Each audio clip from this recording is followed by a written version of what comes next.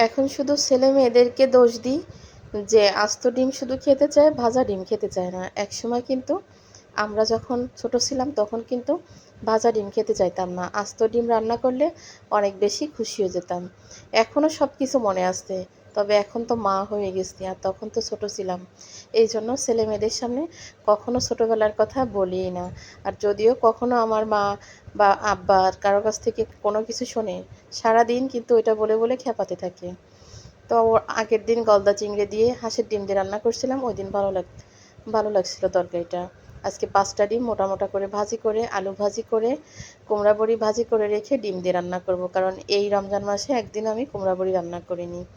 ডিমে দেওয়ার জন্য আলুটাও কিন্তু ভাজি করে নিচ্ছি। এত সুন্দর ঘ্রাণ বেরোচ্ছে মনে হচ্ছে আমি গরুর গোশত রান্না করতেছি ডিমের তরকারি দিয়ে।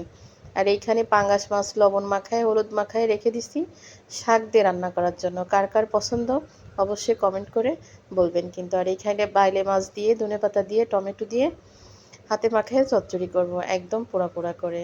তো আসলে আমরা তো ৮ ভাই বোন ছিলাম। মা যখন আস্ত ডিম রান্না করতো আমার মা কিন্তু সবাইরে একসাথে ভাত খেতে দিত। তো কারটা আগে খাওয়া যেত আর কারটা রেখে দিত ওইটা দেখতাম।